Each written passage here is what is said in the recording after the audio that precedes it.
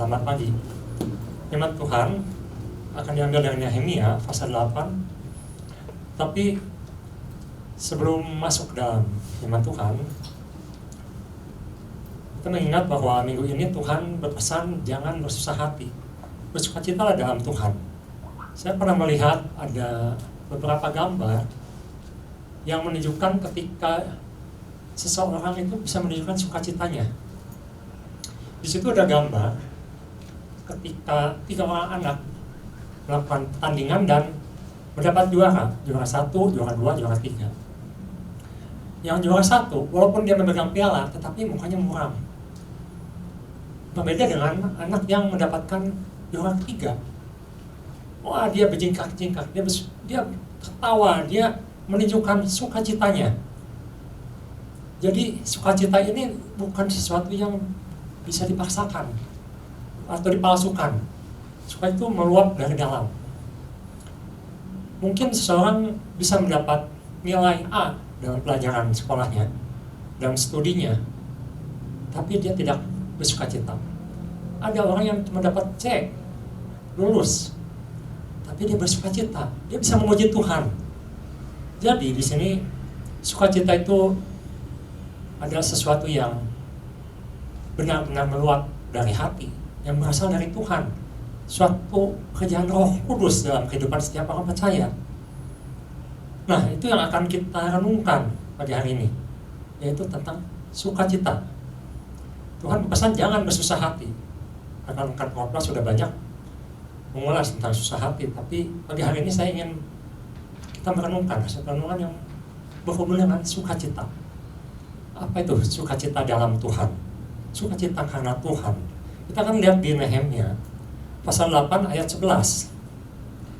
Nehemia pasal 8 ayat 11 kita akan sama-sama belajar tentang sukacita di dalam Tuhan. Di mana di situ katakan sukacita di dalam Tuhan itu adalah perlindunganku. Saya akan bacakan di Nehemia pasal 8 ayat 11. Lalu berkatalah ia kepada mereka, pergilah kamu, makanlah sedap-sedapan dan minumlah minuman manis dan kirimlah sebagian kepada mereka yang tidak tersedia apa-apa. Nah, ini ya yang akan kita sama-sama renungkan, karena hari ini adalah kudus bagi Tuhan kita. Janganlah kamu bersusah hati, sebab sukacita karena Tuhan itulah perlindunganmu. Terjemahan lain banyak atau hampir semua terjemahkan sukacitamu atau sukacita kita karena Tuhan itu adalah kekuatanku atau kekuatanmu. The joy of the Lord is my strength. Itu yang menjadi bagian pertama yang akan saya jelaskan. Jadi kita akan melihat ya, sukacita itu hubungannya dengan apa?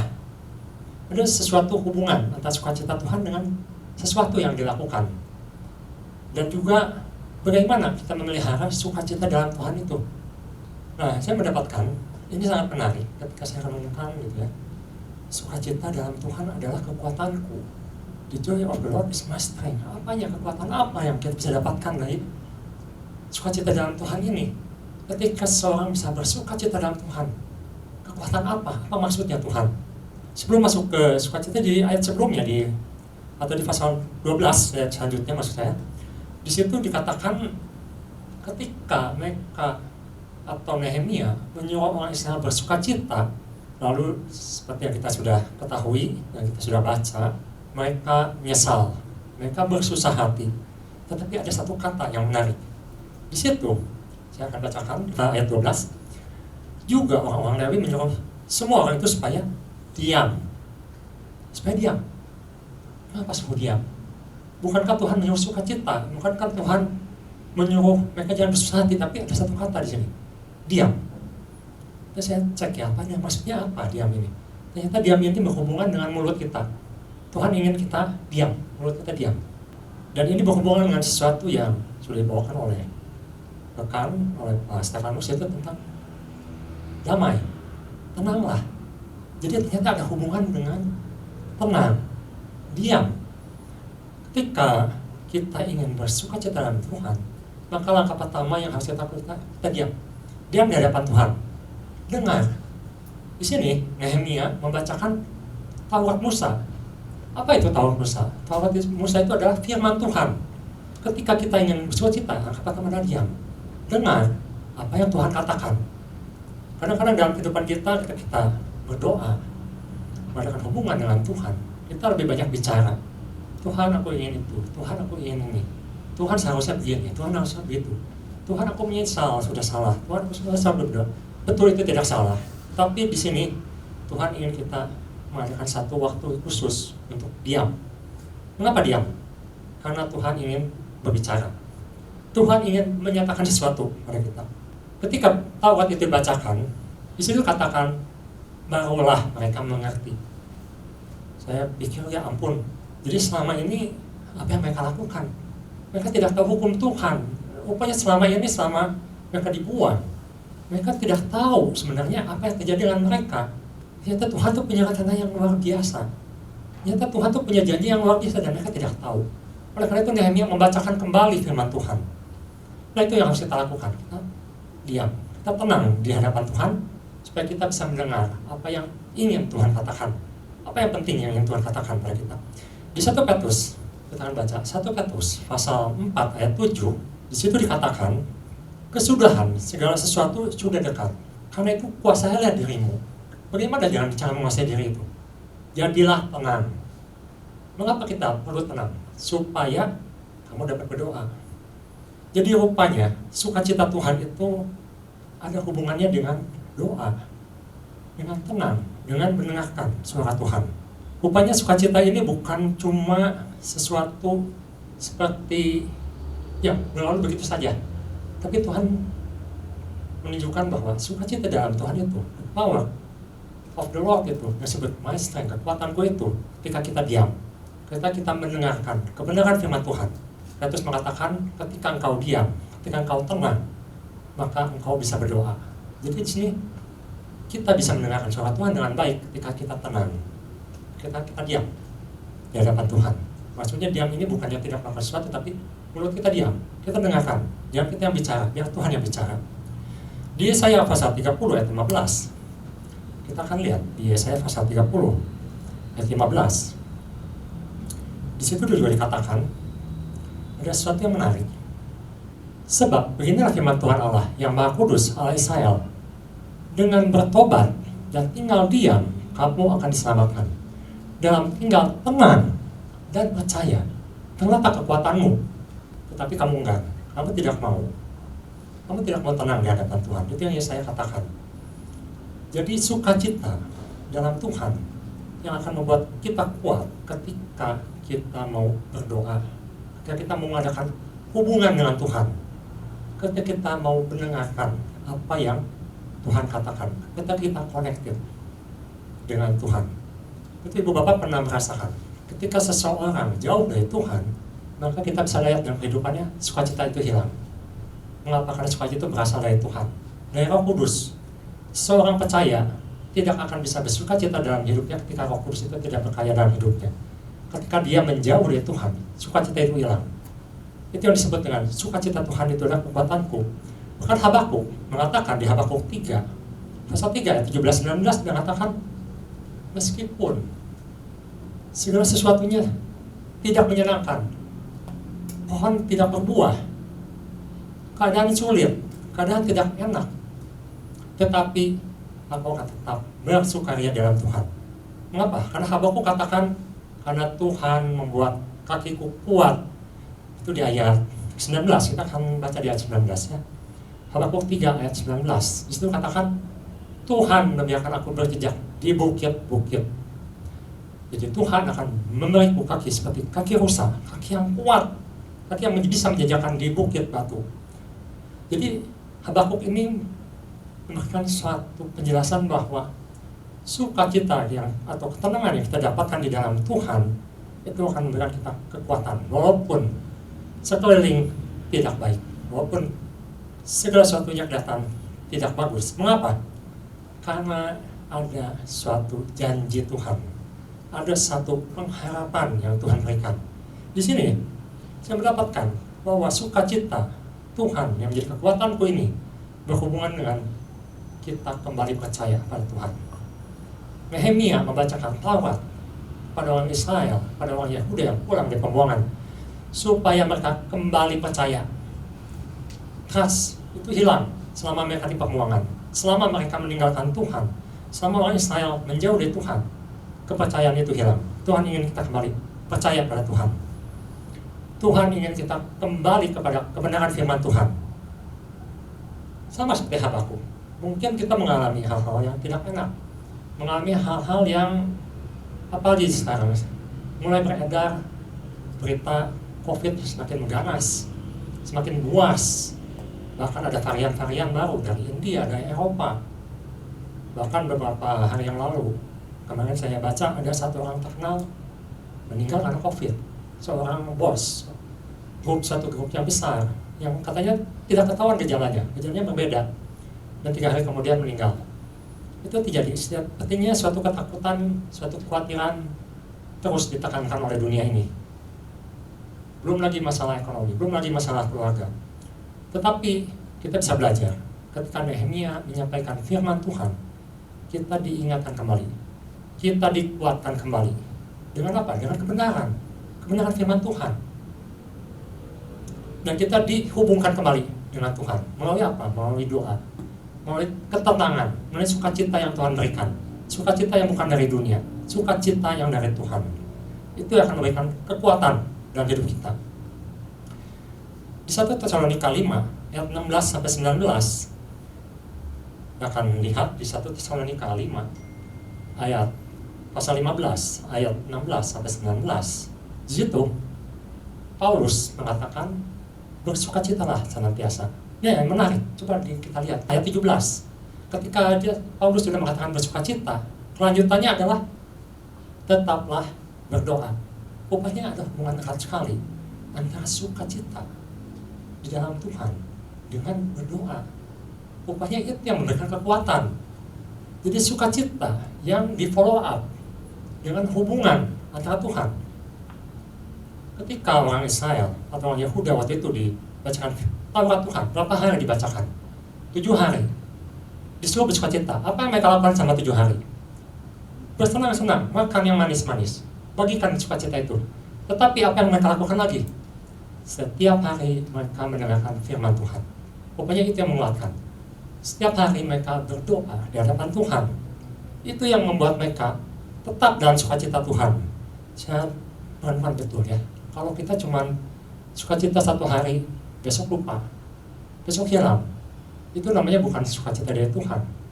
Karena sukacita Tuhan ini mengenai suatu kebenaran, suatu janji, suatu pengharapan yang Tuhan berikan dalam hidup kita semua. Artinya apa? Artinya bahwa Tuhan itu mempunyai rancangan yang baik, jangka panjang. Seperti yang Nehemia lakukan, mengingatkan kembali. Ingat, ini loh yang Tuhan punya. Rencana Tuhan itu baik, tapi kalian tidak mengetahuinya. Kalian tidak dekat dengan Tuhan. Kalian tidak baca firman, tidak tahu firman. Itu bagian yang pertama. Jadi, the joy of the Lord is my strength. Sukacita dari Tuhan itu akan memberikan kekuatan. Kenapa? Karena kita diingatkan kembali akan janji-janji Tuhan, akan pengharapan di dalam Tuhan, akan perlindungan Tuhan.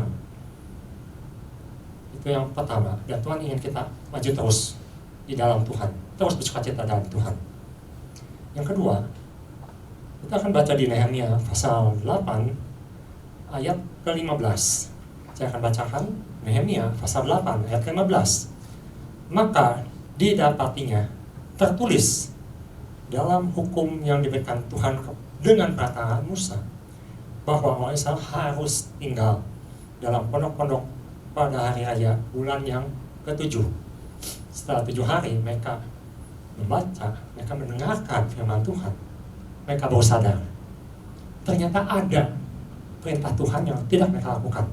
Kalau kita lihat latar belakang dari kembalinya orang Israel ke Yerusalem, di situ mereka banyak melalaikan firman Tuhan. Ya, tanda kutip, mungkin mereka bilang kita tidak tahu. Wah, kita berdosa, nenek moyang kita yang salah. Apa yang mereka lalaikan? Banyak sekali. Nanti kalau Ibu Bapak baca di pasal ke-9, 10, di situ dikatakan ada pemulihan yang harus mereka lakukan. Salah satunya, kita persembahan. Sulung, sembahan khusus, perpuluhan. tentang kawin mengawinkan, tentang memperhatikan umat Tuhan, tentang memelihara hari Sabat, itu mereka semua langgar semua. Mengapa Tuhan marah? Karena engkau melanggar, kata Tuhan. Engkau yang melanggar.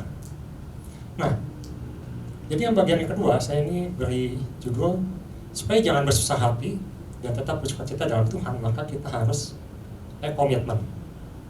Komitmen, itu yang mereka lakukan. Setelah 7 hari, apa yang mereka lakukan? Mereka komitmen. Kita akan baca Nehemia pasal 9 ayat 38. Ayat 38. Jadi kalau kita lanjutkan, setelah mereka mendengarkan firman Tuhan dan mereka mengerti, oh ternyata Tuhan itu peduli, oh ternyata Tuhan itu melindungi, oh ternyata Tuhan itu memberikan kekuatan, terus sukacitanya. Di pasal Nehemia pasal ke-9 ayat 38, di situ dikatakan berdasarkan semuanya itu setelah diingatkan kembali tentang keperkasaan Tuhan, tentang perlindungan Tuhan, tentang pemeliharaan Tuhan, kami mengikat perjanjian yang teguh, yang kami catat dengan dibubuhi materai. Dengan materai. Para pemimpin kami, orang-orang Lewi kami, dan para imam kami, nanti kita lanjutkan. Itu dimulai ketika kita sudah bersukacita dalam Tuhan dan mengerti akan janji Tuhan, perlindungan Tuhan, masa depan yang Tuhan janjikan, maka langkah selanjutnya untuk memelihara sukacita kita dalam Tuhan adalah komitmen. Komitmen ini, ketika saya pelajari, pernah dilakukan, tapi belum pernah dilakukan lagi. Yang pertama kali ketika mereka masuk Kanaan, Yosua mengingatkan supaya mereka tetap di dalam Tuhan, karena Yosua katakan, aku dan seluruh keluargaku akan tetap mengikuti Tuhan, dan mereka di situ komitmen di tanah Kanaan. Dan setelah itu mereka melupakan, dan baru saat ini Nehemia komitmen kembali. Rupanya ini salah satu yang penting. Ketika kita mengingat kembali apa yang Tuhan sudah janjikan, maka kita harus komitmen. Dan yang menarik di sini, komitmen ini rupanya bukan cuma dilakukan oleh pemimpin, bukan cuma oleh nabi, bukan cuma oleh Nehemia, bukan oleh Ezra, tetapi seluruh orang Yahuda. Di situ katakan ada pemimpin-pemimpin, kalau ibu baca lanjutkan selanjutnya, ada imam-imam, ada orang Lewi, ada kepala daerah, ada orang-orang yang percaya Tuhan atau proselit, suami, istri, anak-anak, di sana semua berkumpul. Dan di sana katakan semua orang yang mengerti, yang sudah cukup dewasa untuk bisa menerima firman Tuhan dan mengerti firman Tuhan. Jadi komitmen ini harus dilakukan oleh semua orang. Semua orang yang sudah mengerti firman Tuhan dikomitkan kembali.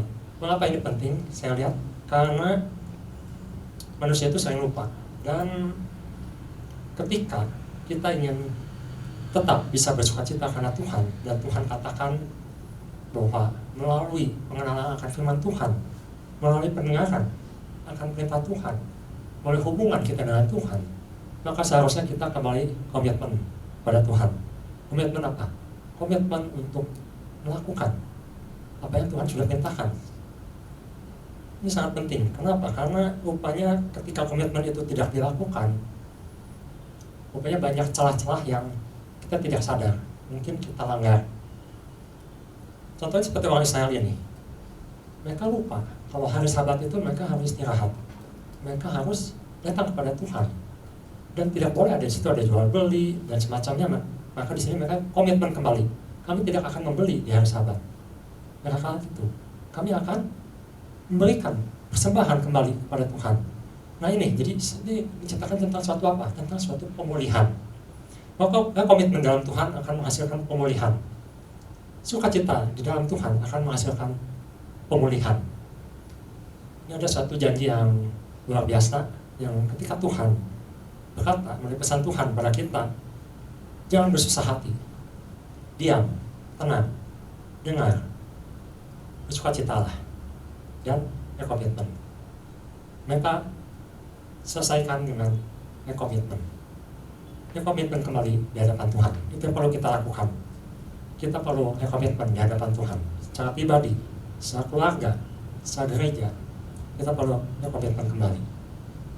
Mengapa? Karena situasi yang sulit seperti saat ini, banyak orang mulai kompromi, banyak orang mulai menolak-duakan komitmen kepada Tuhan. Dan itu ada sesuatu yang menurut pendapat saya pribadi agak berbahaya. Kenapa? Karena itu akan membuat kita menjauh dari Tuhan. Ketika kita tidak sungguh-sungguh melakukan komitmen kita pada Tuhan, maka itu akan mulai longgar dan itu akan sangat mudah diserang. Dan pertahanan kita, kekuatan kita akan tergerus, sukacita kita akan tergerus. Nah, ini dua hal yang saya dapatkan di pagi hari ini. Marilah kita sama-sama bersukacita di dalam Tuhan. Mari kita bersama bersukacita di dalam Tuhan, karena itu akan memberikan kekuatan, akan memberikan pemulihan di dalam Tuhan. Dan marilah kita sama-sama berkomitmen kembali di hadapan Tuhan, biar kita bisa melihat janji Tuhan yang sudah Tuhan nyatakan, yang sudah dilakukan dan akan dilakukan kembali di dalam nama Tuhan Yesus. Kita sama-sama katakan